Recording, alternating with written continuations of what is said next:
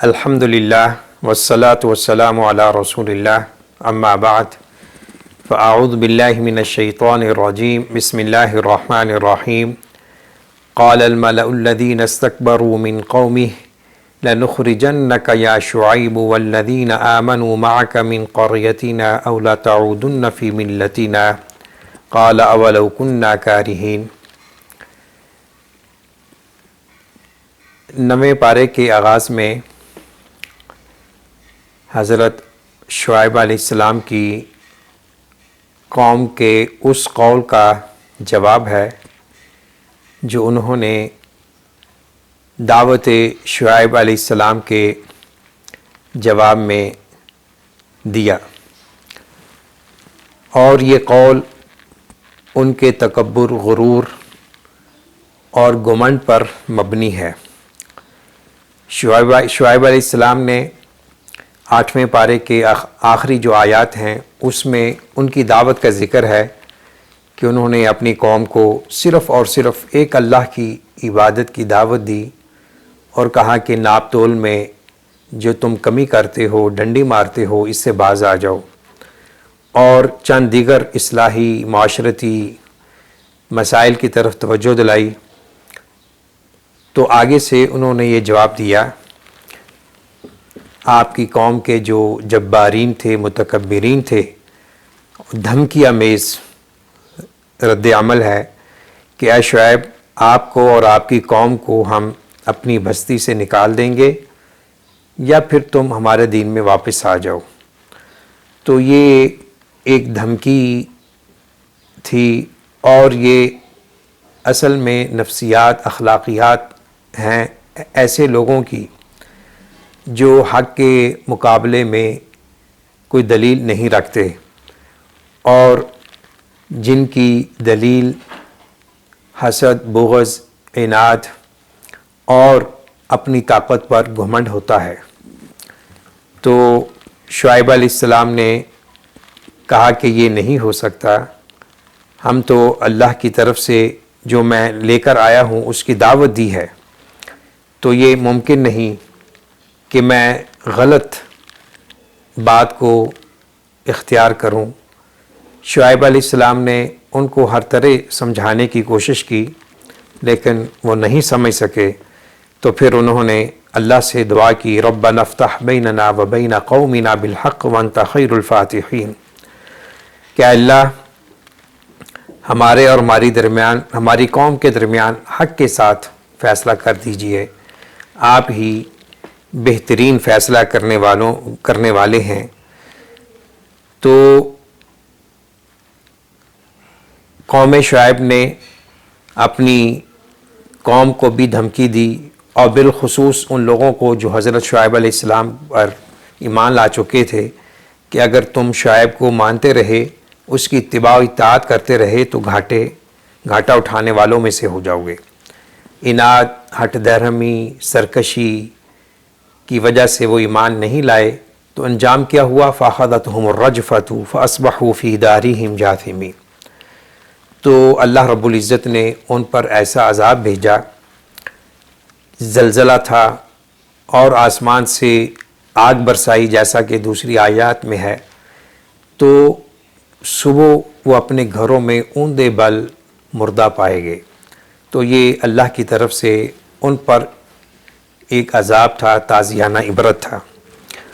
تو فرمایا کہ الذین کذبوا شعیبا کأن لم یغنوا فیہا الذین کذبوا شعیبا کانوا هم الخاسرین، جنہوں نے شعیب علیہ السلام کو جھٹلایا، ان کی تکذیب کی، تو گویا کہ ان کی حالت ایسے ہو گئی جیسا کہ کبھی وہ آباد نہیں ہوئے تھے۔ تو یہ اللہ کی طرف سے ایک پکڑ تھی اور عذاب تھا۔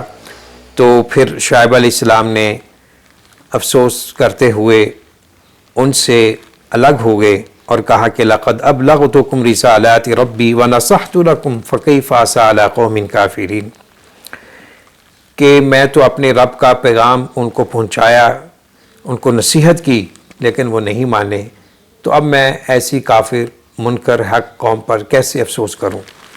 اگلی چند آیات میں اللہ رب العزت نے بطور تجزیہ اور تبصرہ چند حقائق کا بیان فرمایا ہے اور یہ حقائق ہمارے موجودہ حالات کے بہت ہی مطابق ہیں۔ ان کا لب لباب یہ ہے کہ اللہ رب العزت جب کسی بستی والوں کو کسی عذاب سے، مصیبت سے، نقمت سے دوچار کرتے ہیں تو اس میں اہم حکمت یہ ہوتی ہے کہ وہ اللہ کی طرف رجوع کر لیں، جیسا کہ سورہ سجدہ میں فرمایا وَلَنُذِيقَنَّهُم مِّنَ الْعَذَابِ الْأَدْنَىٰ دُونَ الْعَذَابِ الْأَكْبَرِ لَعَلَّهُمْ يَرْجِعُونَ، کہ ہم جو چھوٹے چھوٹے ان کو مسائل، مصائب، کرائسس سے دوچار کرتے ہیں تاکہ یہ ہماری طرف رجوع کر لیں، اپنا بھولا ہوا سبق یاد کر لیں، اللہ کی طرف پلٹ آئیں، اور جو وہ اپنے شرکیات، خرافات اور غلط راہوں پہ چل پڑے ہیں اس سے باز آ جائیں۔ اور پھر اللہ فرماتے ہیں کہ جب ہم قوموں کو مصیبتوں سے نجات دیتے ہیں، خوشحالی، آسودگی عطا فرماتے ہیں تو وہ پھر بھول جاتے ہیں، اپنی وہ مستیوں میں کی طرف آ جاتے ہیں۔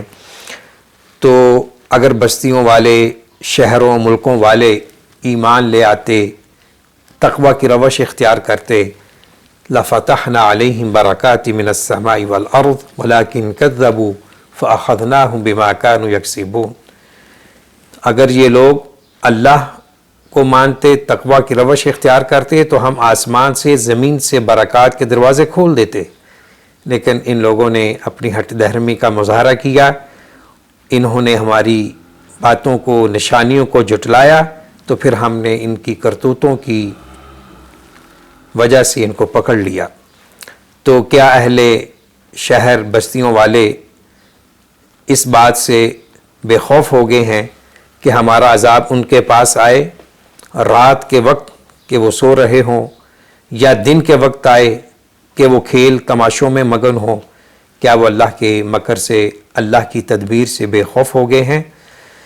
تو یہ ایک تنبیہ ہے، انذار ہے کہ اللہ رب العزت جہاں غفور الرحیم ہے، الرحمن الرحیم ہے، وہ المنتقم ہے، وہ القہار ہے، علی کل شیء قدیر ہے، تو اللہ کی پکڑ سے، اللہ کی گرفت سے انسانوں کو ہمیشہ لرزاں ترساں رہنا چاہیے، اور اللہ رب العزت کی ذات، اس کے وجود اور اس کی نازل کردہ شریعت کو ماننے میں عافیت ہے، سلامتی ہے، اور اللہ رب العزت نے ایسے لوگوں سے عافیت کا وعدہ کیا ہے۔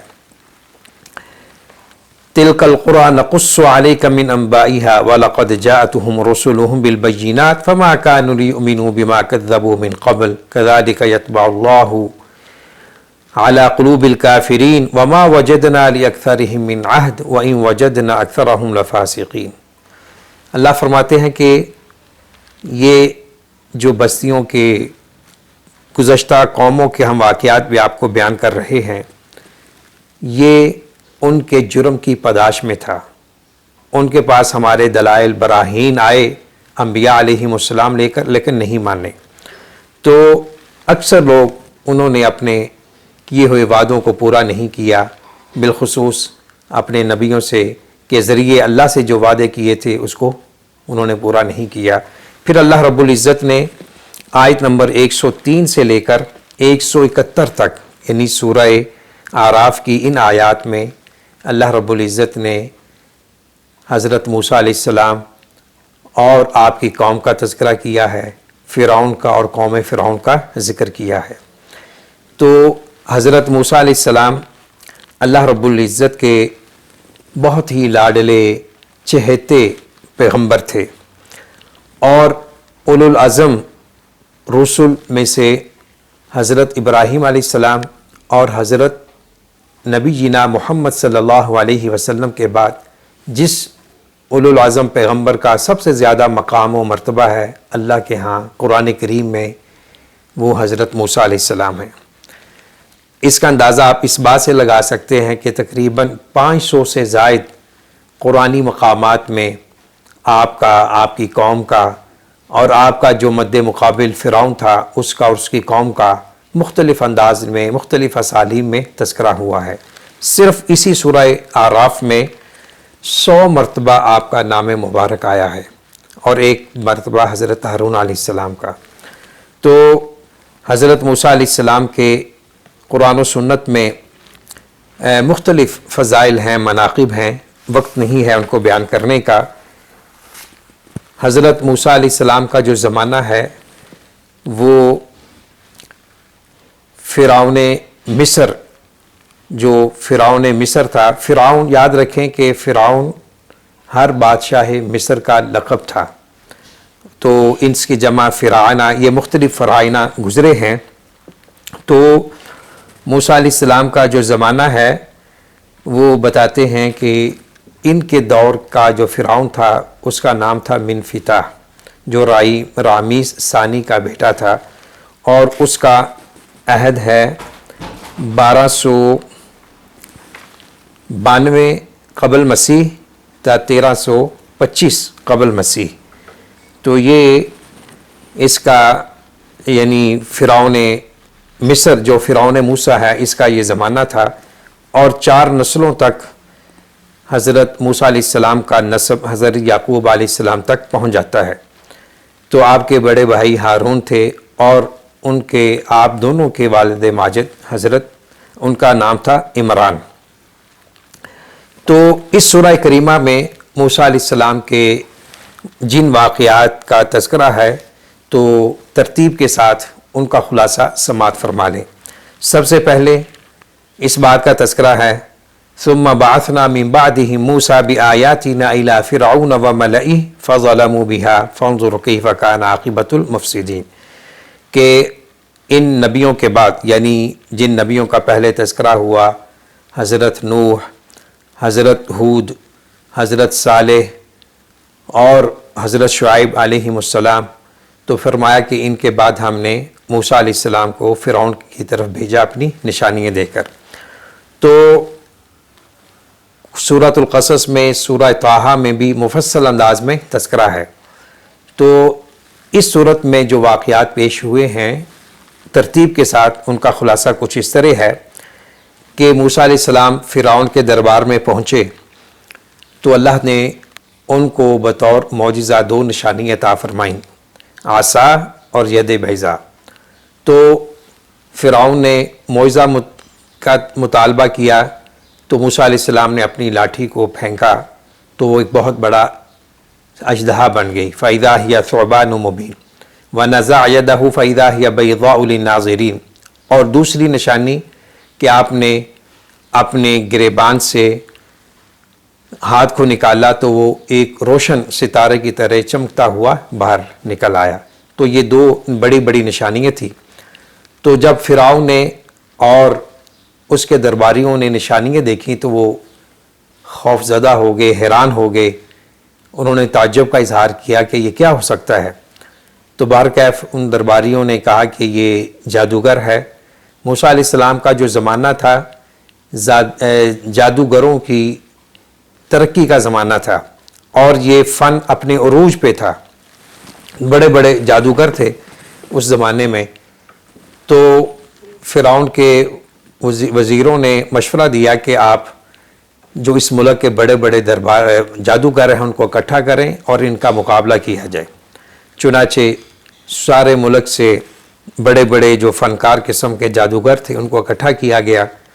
تو فرعون نے ان کے ساتھ وعدہ کیا کہ اگر تم غالب آگے میں تمہیں بہت بڑے انعامات سے نوازوں گا، تمہیں اپنے مقربین میں شامل کر لوں گا۔ تو چنانچہ حضرت موسیٰ اور فرعون کے جادوگروں کا مقابلہ ہوا۔ یوم الزینہ اسے کہا گیا ہے، ان کی عید کا دن تھا۔ تو انہوں نے رسیاں پھینکی، لاٹھیاں پھینکی، تو وہ زمین پر ایسے محسوس ہونے لگی جیسے وہ رینگتے ہوئے سانپ ہیں۔ تو موسیٰ علیہ السلام گھبرا گئے۔ اس کا تذکرہ دوسرے مقامات پر ہے۔ تو اللہ تعالیٰ نے کہا کہ آپ کو گھبرانے کی ضرورت نہیں ہے، ایک بشری تقاضے کے تحت۔ تو اللہ رب العزت کے حکم سے پھر موسیٰ علیہ السلام نے وہ عصا پھینکا، اور وہ عصا ان ساری چیزوں کو نگل گیا، رسیوں کو جو انہوں نے پھینکی ہوئی تھی۔ تو ان کا جادو، یہ ان کے جادو کا توڑ تھا۔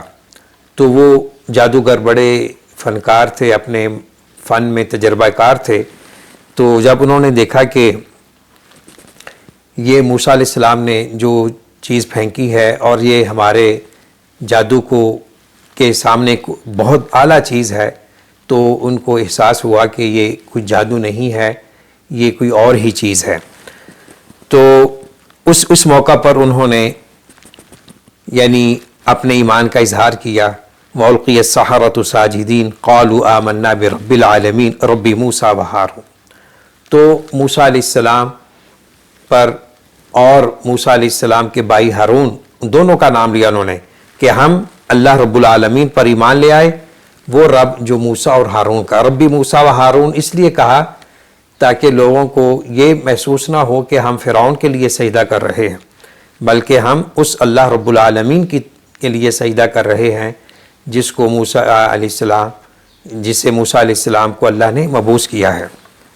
فرعون نے دھمکی دی کہ یہ تمہاری سازش ہے، تمہارا مکر ہے، تم سب نے مل کر میری سلطنت اور اقتدار کو چیلنج کیا ہے، میں تمہیں قتل کروا دوں گا اور تمہیں سولی چڑھا دوں گا۔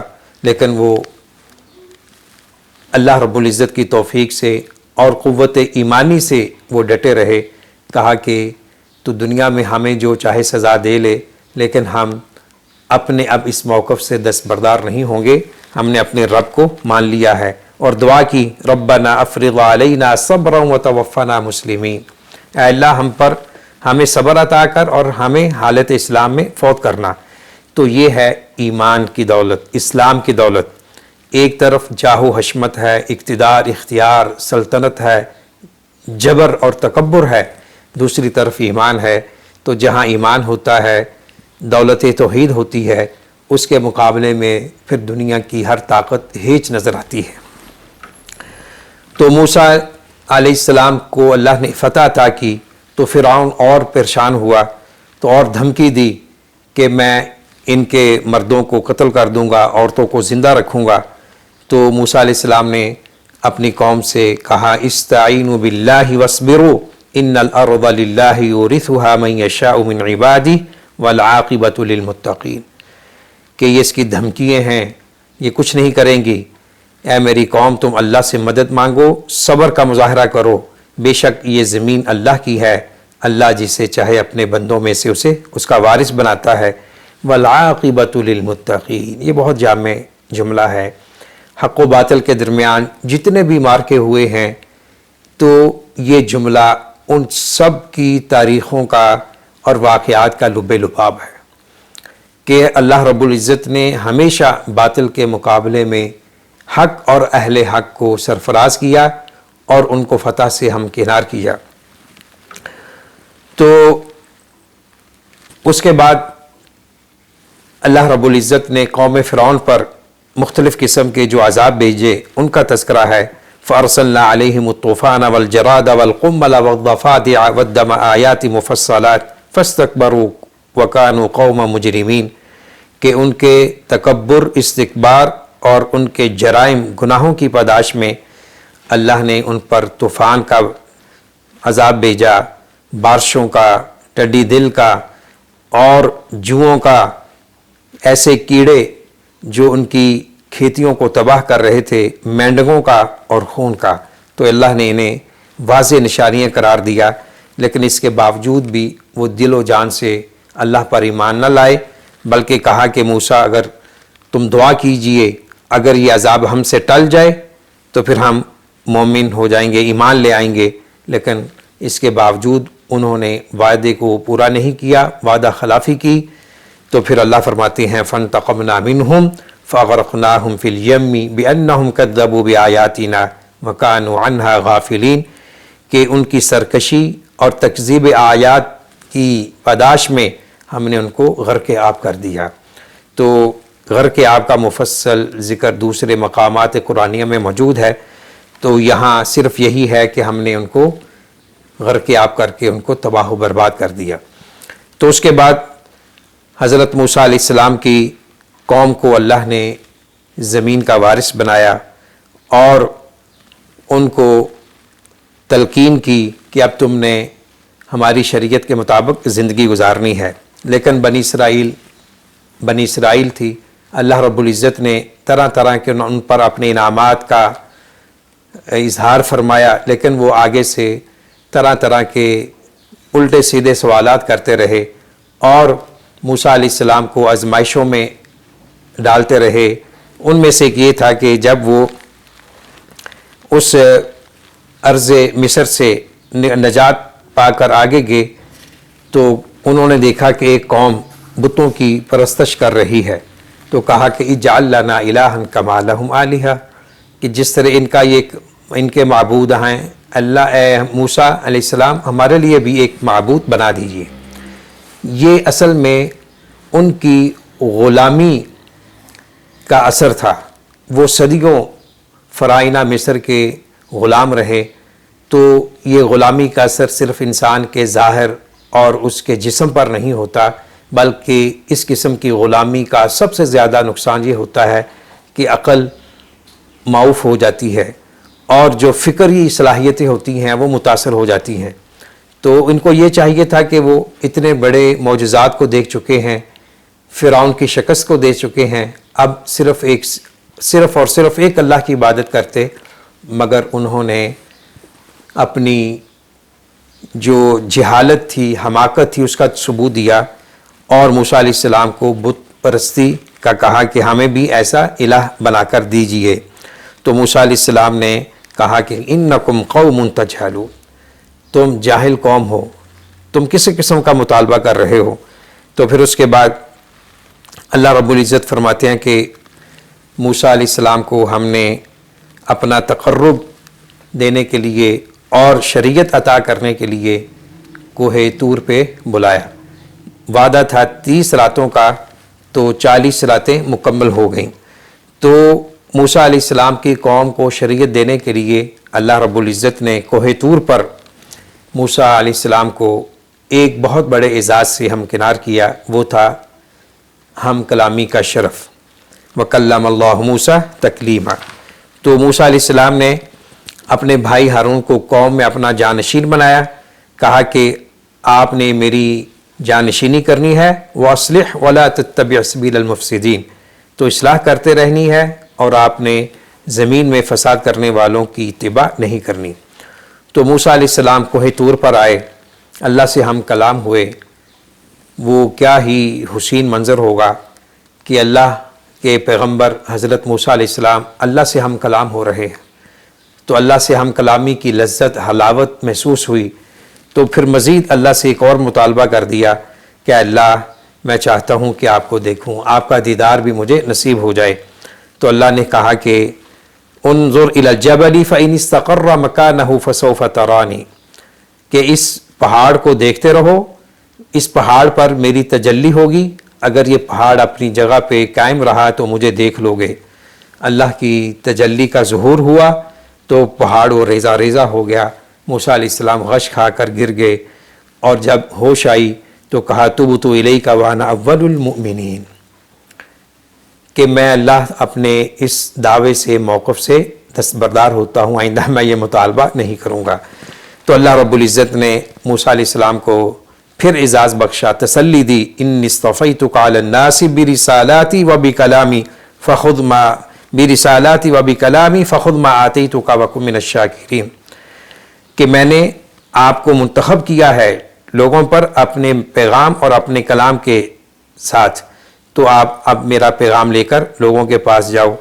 قصہ مختصر کہ موسیٰ علیہ السلام تورات لے کر اپنی قوم کے پاس آئے تو کیا دیکھتے ہیں کہ آپ کی قوم گسالہ پرستی میں مبتلا ہو چکی ہے۔ سامری ایک شخص تھا، اس نے بنی اسرائیل سے ان زیورات کو طلب کیا جو وہ قوم فرعون مصریوں سے لے کر وہ آئے ہوئے تھے، ان کے پاس تھے، کہا کہ وہ زیورات میرے پاس لے آؤ۔ لے آئے، آگ میں تپایا اور ایک بچھڑے کی شکل دے دی۔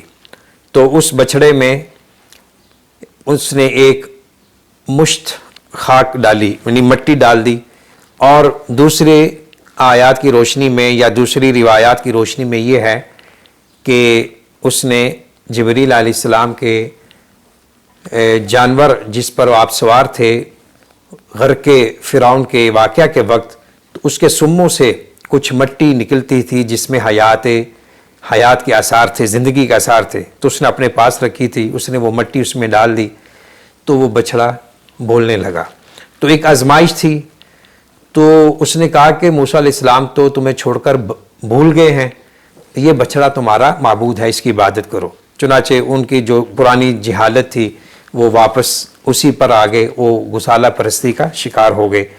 تو اللہ رب العزت نے ان کا موسیٰ علیہ السلام حضرت ہارون علیہ السلام پر برس پڑے، ان کو غصے ہوئے، بار وقع وہاں توبہ استغفار کی، اللہ نے وہ معاف کر دیا۔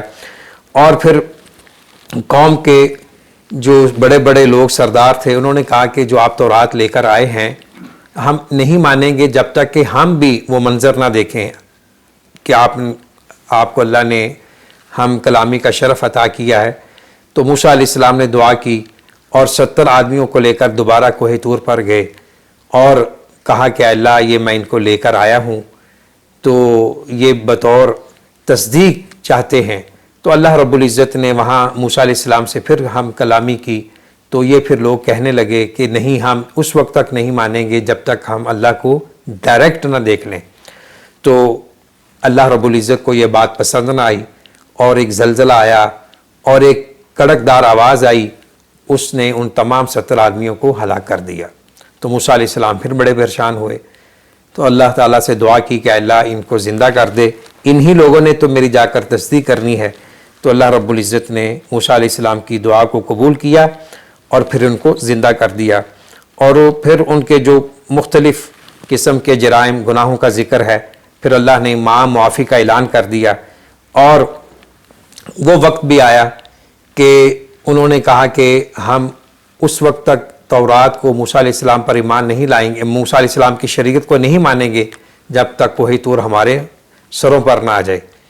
تو یہ ان کا مطالبہ تھا، تو اللہ رب العزت نے ان کے سروں پر پہاڑ بعض کہتے ہیں کہ بطور سزا اور پنشمنٹ کے ان پر پہاڑوں کو اللہ نے کر دیا اور کہا کہ یاد رکھو جب تک تم اللہ سے وعدہ نہیں کرتے اس کی شریعت کو ماننے کا، پہاڑ تم سے دور نہیں ہوگا۔ تو وہ بھی اس واقعہ کا بھی یہاں ذکر ہے۔ تو خلاصہ کلام یہ ہے کہ قصہ موسیٰ علیہ السلام اس میں بڑی عبرتیں ہیں، بڑے اسباق ہیں۔ انشاءاللہ کسی دوسرے موقع پر موسیٰ علیہ السلام کے واقعات میں جو جامع عبرتیں ہیں، دروس ہیں، ان کو ہم ایک ملخص انداز میں پیش کریں گے۔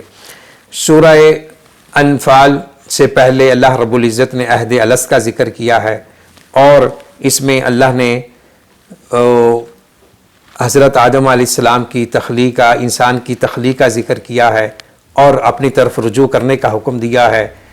اور سورہ انفال مدنی ہے، اس میں اس کی ابتدائی 40 آیات میں غزوہ بدر کے کچھ واقعات کا ذکر ہے اور اطاعت الہی، اطاعت رسول کا حکم ہے۔ اور اللہ رب العزت نے اس کے آغاز میں فرمایا یسألونک عن الانفال قل الانفال للہ والرسول فاتقوا اللہ واصلحوا ذات بینکم واطیعوا اللہ ورسولہ ان کنتم مؤمنین۔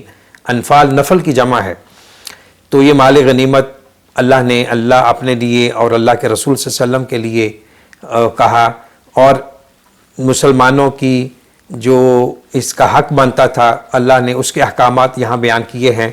اور غزوہ بدر تاریخ اسلام کا وہ واقعہ ہے جو 2 ہجری کو پیش آیا، اور اس سے تاریخ انسانیت کا دہارہ بدل گیا، مسلمانوں کو فتح ہوئی اور اسلام کا بول بالا ہوا۔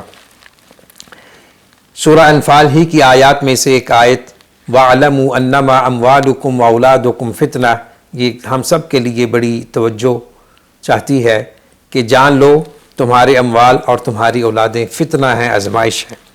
دوسری آیات میں اموال اولاد کو دشمن قرار دیا گیا ہے۔ تو ان آیات کا مفہوم یہ ہے کہ وہ اولاد جو ماں باپ کے لیے آزمائش بنے، ان کو دین اور اخلاق سے دور کر دے، وہ فتنہ ہے، وہ دشمن ہے، جبکہ وہ اولاد جو ان کے لیے دینداری میں اور اچھے اخلاق اپنانے میں معاون ثابت ہو، وہ زینت ہے، وہ نعمت ہے۔ المال والبنون زینت الحیات الدنیا والباقیات الصالحات خیر عند ربک ثوابا وخیر عملا۔ اللہ رب العزت سے دعا ہے اللہ تعالی ہمیں قرآن کریم کے نور سے ہمارے سینوں کو دلوں کو منور فرمائے